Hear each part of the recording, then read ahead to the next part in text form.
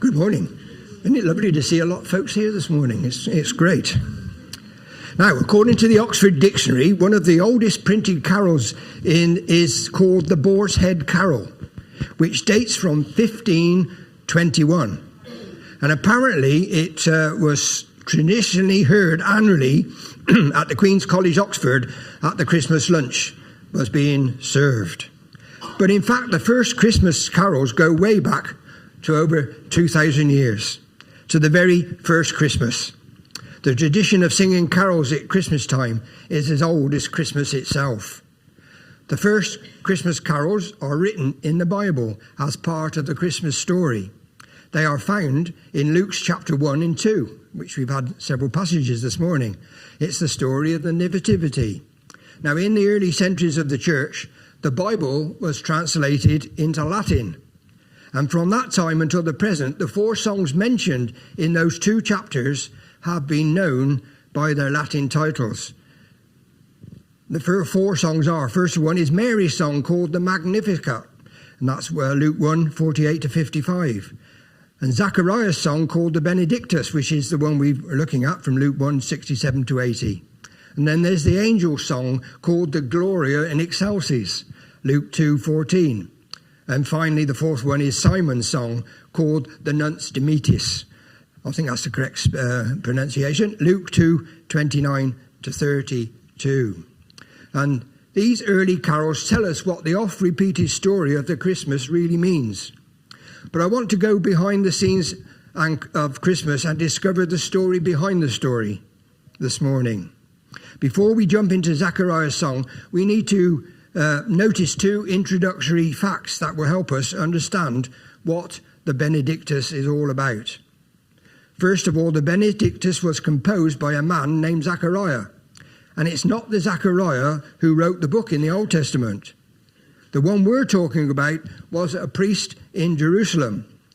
Luke 1 tells the story of how an angel predicted that he and his barren wife Elizabeth would have a baby.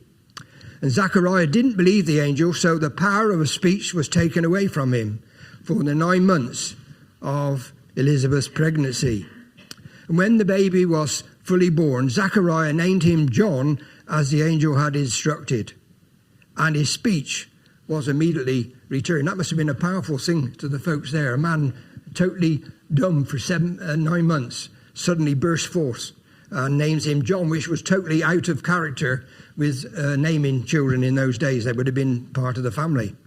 In that joyous moment, as Zechariah held his son in his arm, he broke forth into a song of praise. And that song is the Benedictus of Luke 1, 67 to 80. And secondly, Zacharias was a priest who was steeped in the Old Testament scriptures. And as Zechariah breaks into a song, his words reflect his Old Testament heritage. In some ways, it doesn't sound like it belongs to the New Testament. Parts of it sound strange to our ears, but that's part of the great value of this song. Zechariah's song reveals the deep faith of the believing Jewish people on the eve of Messiah's birth. For hundreds of years, the people of God have been waiting for Messiah to come. Now at last, he's almost here. And these words of Zechariah bring us to the very edge that separates the Old Testament and the New Testament. Here is a snapshot of Jewish faith on the eve of the Incarnation. They tell us what the coming of Christ meant to the people who had waited so long for him to arrive. And the theme of the Benedictus isn't hard to find, because Zechariah uses one key word at the beginning and the ending of his song. Verse 68 says, "Praise be to the Lord, the God of Israel, because he has come and has redeemed his people." And then in verse 78 he says, "The rising sun will come to us from heaven." In both verses, the verb phrase comes from a root word which means to visit personally. It's the very word, incidentally, that Jesus used in Matthew 25:36 when he said, "I was sick and you visited me." The word was used in the Greek Old Testament for God visiting his people in order to bring them great blessing. It has the idea of seeing someone in distress and intervening personally in order to relieve their misery. To visit means to be so moved by the misery you see all around you that you get personally involved in providing a solution. All of us, all that is on Zechariah's heart as he comprehends this one single truth. At long last, God has visited his people. At long last, God has kept his promise. At long last, God has arrived on the scene. The visitor from heaven has come to us. It's hard for us to grasp the magnitude of this thought. For 4,000 long, dreary years, God seemed to neglect his people. Nobody appeared more forgotten than the Jews chafing under Roman rule. Reduced to an obscure province in the Roman Empire, they were rejected, overlooked, and despised. Nearly 1,000 years had passed since the glorious days of their King David, and over 400 years had passed since their last prophet, a man named Malachi. And on the lips of pious men and women, one question towered above all the rest: has God forgotten his people? Yes, the prophets spoke of the one who would come from heaven. They spoke of one who would be born of a virgin, born in David's royal city, who would sit on the throne of his father David and rule over the house of Israel forever. They spoke of one whose name was called Wonderful, Counselor, the Mighty God, the Everlasting Father, the Prince of Peace. Perhaps the prophets were wrong. Perhaps it was not to be. Perhaps it was all a dream, simply wishful thinking by generations of prophets. So many years had come and gone, and still no word from heaven. No one took them seriously when they spoke of Messiah. It looked like the cruel hoax. Had God forgotten his people? Well, it appeared that way to many. But throughout the darkest of the dark hours, the faithful remnant in Israel never gave up believing that God would surely somehow, sometime, some way keep his promise. Now at last, after all those years, the moment had arrived. And as Zechariah looks down at his infant son, he knows that the crucial moment of world history has arrived. In his arm he holds the baby who will grow up to prepare the way of the Lord. And that could only mean one thing: Messiah is on his way. God has visited his people. And the Benedictus is all about this one great truth, that God has at long last visited his people. In the verses that follow, and we learn 5 specific facts about the divine visitation and the blessings that flow from it. Fact 1, its saving purpose. Here, Zechariah focuses on the great purpose of the coming of Christ to the earth. He came to save his people. Zechariah mentions God's saving purpose in 4 different ways. In verse 68, he has come to redeem his people. Verse 69, he has raised up a horn of salvation for us. Verses 71, salvation from our enemies. And 74, to rescue us from the hand of our enemies and from all those who hate us. And fourth one in verse 77, he has come to give his people the knowledge of salvation through the forgiveness of their sins. Zacharias is telling us that God didn't visit this planet simply to see how we were doing. He knew how we were doing. That's why he came. They were in trouble, and he came to save us. That's what Christmas is all about. Fact 2, its predicted fulfillment. As a godly Jew, Zechariah can't get over the fact that God has at long last kept his promises. All that he said he would do, he has at last begun to accomplish. Zechariah says 3 things about the promise of the Messiah. Verse 70, it was promised by the prophets long ago. 71, it was cherished by the fathers. Verses 72, 73, it was guaranteed by oath to the patriarch Abraham. The point is clear. God is now doing what he has promised to do. The prophets saw it coming.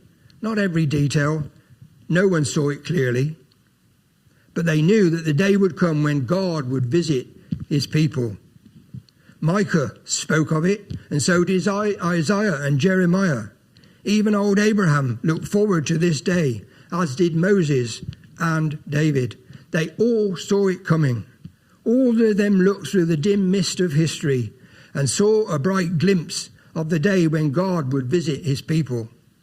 They knew it was coming. They just didn't know exactly when it would happen. This truth leads us to a crucial conclusion about Jesus Christ. He must be great because the preparation of his coming took over 2,000 years. This is no small event. His coming is the biggest event in history. History is really his story.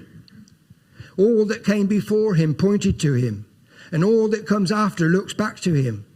He is the centerpiece of history, the demarcation between yesterday and tomorrow. In the birth of Jesus, we have come to the crux and pivot of history. His birth is the focus of time. Do you want proof? What year is it? 2023. Well, where did that number come from? It represents 2023 years after his birth. If you think about it, we don't do that for Confucius, Buddha, Muhammad, or any other great leader, ancient or modern. How important is Jesus? We measure time by his coming to this earth. Even unbelievers pay unconscious tribute to him every time they quote the date. Zechariah is telling us something very crucial here. God has visited the world in the person of Jesus Christ, and nothing will ever be the same again. Fact 3, in verses 74 to 75, Zechariah speaks of the transformation that Jesus will make in the lives of those who follow him.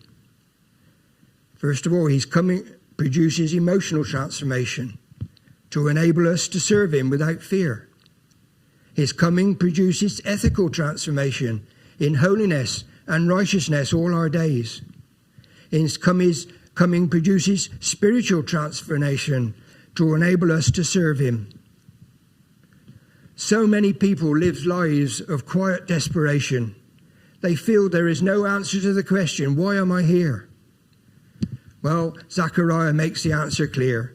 Jesus Christ came to admit us to the joyful service of God. This is God's ultimate purpose for you. He saved you, or he wants to save you if you're not saved already, that you might fulfill the highest calling of the universe, serving God without fear in righteousness and holiness forever. He came so that we who were lost in sin might be lifted up into the service of God. He came so that we who served another master might serve God, our Creator. He came so that we who feared death might serve God free from fear forever. He came so that we who lived in fear of punishment might be so completely forgiven that we would never fear punishment again. He came so that we who were idle in the marketplace of life might be given a transforming purpose for living. He came so that we who once did not please God might be pleasing to him forever. He came so that we who were unholy might be made holy. He came so that we who were unrighteous might be made righteousness. That's the transforming enablement brought about by the coming of Christ to this earth of ours. Fact 4, it's prepared forerunner. Now Zechariah considers the significance of the infant son he holds in his arms. In verses 76 to 77, he speaks directly to his son and utters 3 specific predictions about his future. For you, my child, will be called a prophet of the Most High God. You will go on before the Lord to prepare a way for him. You will give him his people the knowledge of salvation through their forgiveness of their sins. Well, this is exactly what John the Baptist did. The whole mission was to make the nation ready for the coming of the Messiah. And finally, fact 5, its liberating impact. In one final burst of praise, Zechariah speaks of 3 great blessings that the coming of Christ brings to this earth. It is light to those who are in darkness. It's pardon to those who are condemned to death because of sin. And it's guidance to those who have lost their way.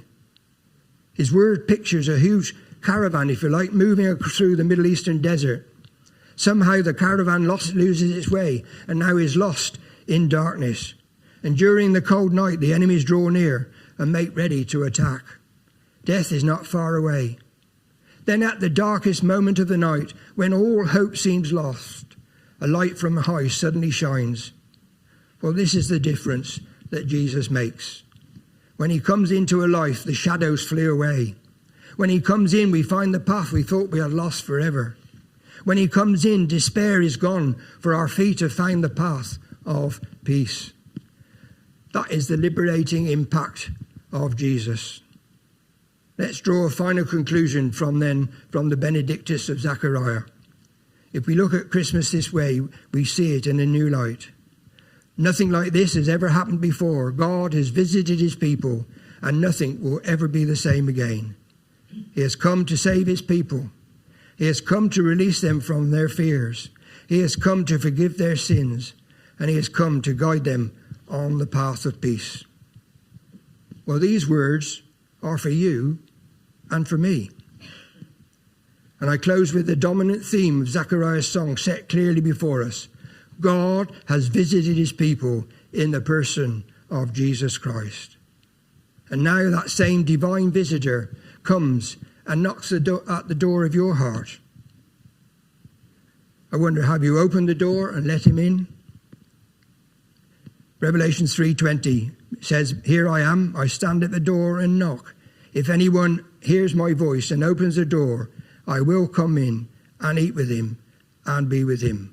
And at a ripe old age of 6 years old, 74 years ago, I opened the door of my heart. And Jesus came in, and he's never left. Thank God. And he can do the same for each one of us here. I close with the familiar words of Philip Brooks' carol. How silently, the wondrous gift is given. So God imparts to human hearts the blessing of his heaven.